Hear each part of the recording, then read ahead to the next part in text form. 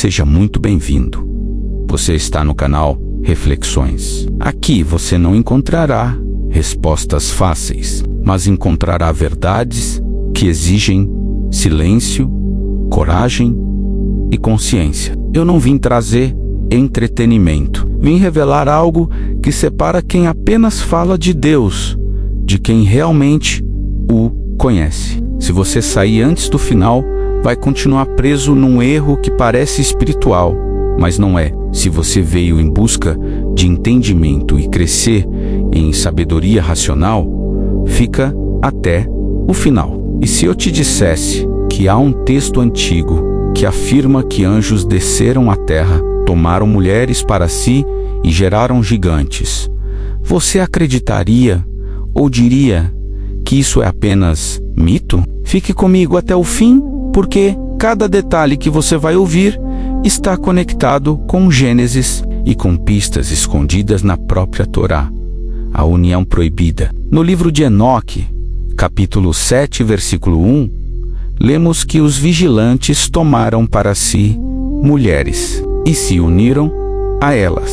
Esse texto amplia o que está registrado em Gênesis 6, versículo 1 e 2. E aconteceu que, quando os homens começaram a multiplicar-se sobre a face da terra, e lhes nasceram filhas, viram os filhos de Deus que as filhas dos homens eram formosas, e tomaram para si mulheres de todas as que escolheram. Observe a estratégia do texto bíblico.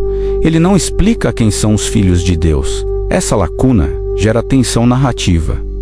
E é exatamente nesse espaço que o livro de Enoque entra. Em Enoque, capítulo 7, é dito que dessa união nasceram gigantes, os chamados Néfilins. Gênesis 6, versículo 4 confirma: havia naqueles dias gigantes na terra. E também depois, quando os filhos de Deus entraram, as filhas dos homens, e delas geraram filhos. Estes eram os valentes que houve na antiguidade, homens de renome. A pergunta é simples: quem eram esses filhos de Deus? A Enerota, ou Essebihilantes, e as transgressões.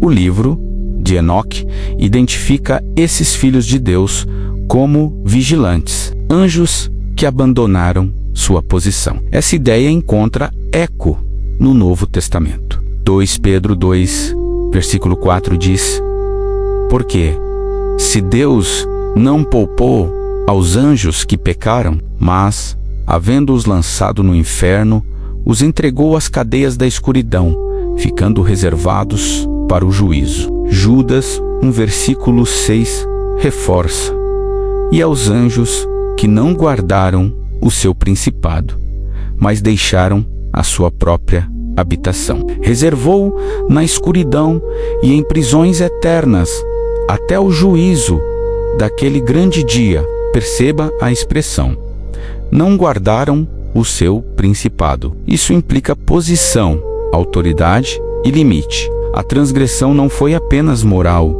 foi estrutural.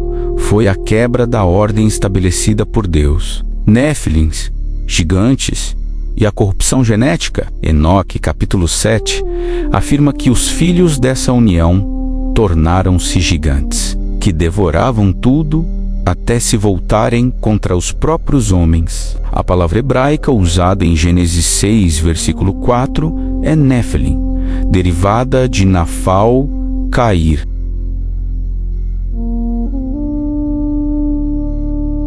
Seriam apenas homens de grande estatura ou híbridos de uma transgressão espiritual? Números 13, versículo 33, declara: também vimos ali gigantes, filhos de Anak, descendentes dos gigantes, e éramos aos nossos próprios olhos como gafanhotos, e assim também éramos aos seus olhos. A memória desses seres atravessou gerações. Quem foi a Elemazar, Cu-i? Você que me acompanha aqui no canal desde o início já me conhece. Agora vou revelar algo mais profundo. No hebraico, a análise mais profunda. O nome pode ser dividido em possíveis raízes hebraicas ou aramaicas, Al ou El, raiz comum para Deus. Mas ou Mazal, relacionado a destino, estrela, constelação, Rak ou Raquia, associado à expansão, firmamento. O nome é uma composição híbrida, portanto, afirma algo como poder do firmamento, influência das estrelas, Deus do destino celeste. Ou ainda, aquele ligado às estrelas e ao firmamento. Isso é especulativo, mas linguisticamente plausível. Agora conecte isso com o contexto do livro de Enoque. Enoque associa alguns vigilantes à astrologia, observação dos astros e revelação de segredos celestes. Se Almazarak estiver ligado à raiz Mazal, isso apontaria para conhecimento astronômico ou astrológico proibido. E aqui eu revelo algo ainda mais profundo para os padrões da liturgia ortodoxa religiosa. Deuteronômio 4, verso 19, alerta para que não levantes os teus olhos ao céu e vendo o sol e a lua e as estrelas, sejas impelido a inclinar-te perante eles. Ou seja, a Torá proíbe a adoração ou manipulação espiritual ligada aos astros. Se o nome Almazarak tiver conexão com Mazal, isso pode indicar função associada à influência celeste indevida. Entre os vigilantes mencionados no livro de Enoque, aparece o nome Almazarak, descrito como um dos que ensinaram conhecimentos proibidos aos humanos. Essa parte ativa um princípio recorrente na Torá: conhecimento fora do tempo, certo produz morte. Gênesis 3, verso 5, registra a serpente dizendo: porque Deus sabe que no dia em que dele comerdes, se abrirão os vossos olhos, e sereis como Deus, sabendo o bem e o mal. O padrão se repete: desejo por elevação, sem submissão. Almazarak simboliza isso: acesso ao poder, sem obediência. O livro de Enoque preserva fragmentos de uma tradição anterior ao dilúvio. Os nomes ali registrados não são acidentais. E entre esses nomes, Almazarak surge como uma sombra silenciosa. Permaneça até o fim, porque a última revelação conecta Almazarak à estrutura espiritual das nações e ao padrão repetitivo de corrupção da humanidade. Por que a Bíblia oculta alguns detalhes? Em Gênesis 6, lemos sobre os filhos de Deus e os gigantes, mas nenhum nome é mencionado. Isso é curioso. Quando a Escritura quer enfatizar responsabilidade individual, ela cita nomes. Quando quer destacar um padrão coletivo, ela omite. O livro de Enoque, capítulos 6 e 7, quebra esse silêncio, apresentando nomes de líderes dos vigilantes. Entre eles, em tradições textuais associadas, aparece Almazarak. Por que nomes? Porque nome, na mentalidade hebraica, representa função e autoridade. Almazarak e o padrão da rebelião estrutural. 2 Pedro 2, verso 4 declara: porque se Deus não poupou aos anjos que pecaram. Judas 1, verso 6 complementa: não guardaram o seu principado. Principado implica governo, esfera, jurisdição. Almazarak não seria apenas um anjo que caiu, mas parte de uma liderança organizada. Enoque descreve os vigilantes descendo ao Monte Hermon, selando um pacto coletivo. Isso indica intenção estratégica. Não foi impulso, foi planejamento. A rebelião não foi emocional, foi estrutural. O conhecimento como arma. A assinatura de Almazarak. O livro de Enoque associa certos anjos vigilantes à transmissão de conhecimentos específicos, metalurgia, astrologia, encantamentos, manipulação da natureza. Almazarak esteve entre esses transmissores, e sua função não foi apenas biológica, mas intelectual. Gênesis 3, 5 mostra o padrão original, sabendo o bem, o mal. A serpente oferece elevação por meio de conhecimento. Agora observe o paralelismo. No Éden, conhecimento proibido gera queda. Antes do dilúvio, conhecimento proibido amplia a corrupção. Almazaraque representa o arquétipo do saber desvinculado da obediência, os Néfilins e a prova visível da invasão. Gênesis 6:4 declara: havia, naqueles dias, gigantes na terra. O texto conecta a presença dos gigantes à união entre filhos de Deus e filhos dos homens. Bena Elohim, em Jó 1, verso 6, refere-se a seres celestiais. Então, o padrão linguístico que Gênesis 6 descreve é algo além de linhagens humanas. Números 13, verso 33, confirma que a memória desses gigantes persistiu. Éramos aos nossos próprios olhos como gafanhotos. Isso não é linguagem casual, é linguagem de impacto psicológico. A existência dos Néfilins serviu como demonstração visível de uma ruptura espiritual invisível. Deuteronômio 32, verso 8, e a estrutura das nações, Deuteronômio 32, verso 8, em manuscritos antigos, menciona que o Altíssimo dividiu as nações segundo o número dos filhos de Deus. Isso sugere a administração espiritual sobre territórios. Alguns desses seres já haviam se rebelado antes do dilúvio. Então a história humana foi influenciada por estruturas invisíveis desde o início. Almazaraque, nesse contexto, não seria apenas um nome antigo, mas parte de um sistema. Romanos 8, verso 22, afirma: porque sabemos que toda a criação geme.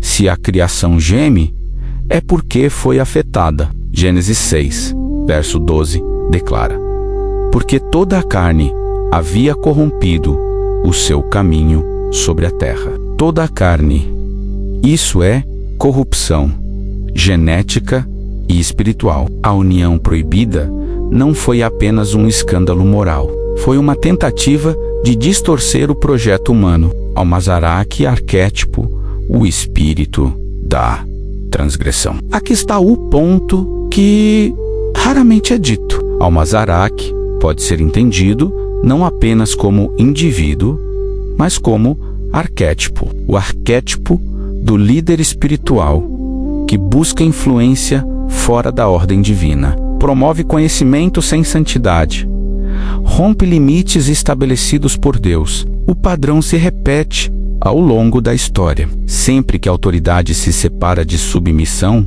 surge caos. A Torá e as pistas. Gênesis 6, verso 1 e 4. União dos filhos de Deus. Jó 1, verso 6.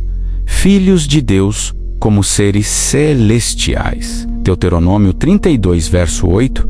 Estrutura espiritual das nações. O livro de Enoque, capítulos 6 e 7, expande o relato, nomeando líderes da rebelião. O que se conhece sobre Almazaraque vem dessas tradições antigas, preservadas em manuscritos etíopes. A pergunta final não é histórica, é espiritual. Houve transgressão que misturou céus e terra antes do dilúvio. Quais limites estão sendo ultrapassados hoje? E será que o padrão de Almazaraque continua operando de forma invisível? O céu invadindo a terra sem permissão. A união proibida revela algo profundo. Quando esferas espirituais rompem limites estabelecidos por Deus, a criação sofre. Gênesis 6, verso 5 declara: e viu o Senhor que a maldade do homem se multiplicara sobre a terra, e que toda a imaginação dos pensamentos de seu coração era só má continuamente. A corrupção não foi apenas física, foi moral e espiritual. Romanos 8, verso 22, afirma: porque sabemos que toda a criação geme e está juntamente com dores de parto até agora. O texto afirma que o pecado atinge a própria estrutura da criação. Aqui a Torá dá como pista. Na Torá, a palavra Bena a Elohim filhos de Deus, aparece também em Jó 1, verso 6.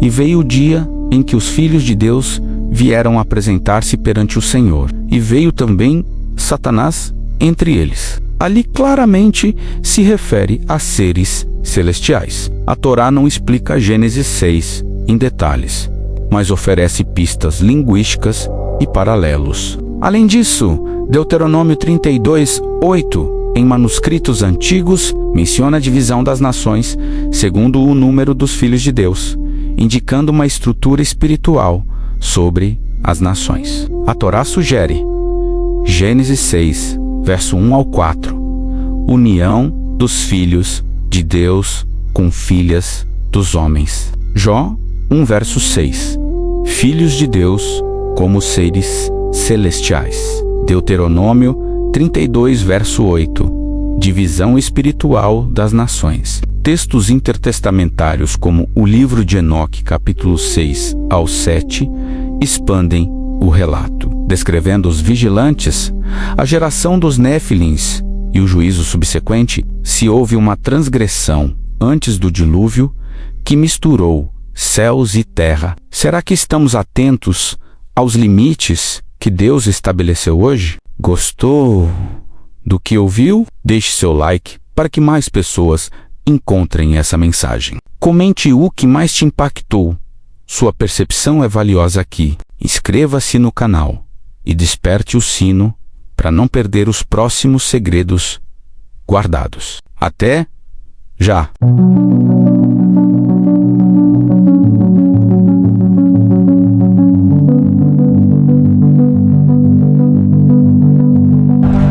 Ele foi Nimrod, o poderoso caçador diante do Senhor. Um rei guerreiro que construiu impérios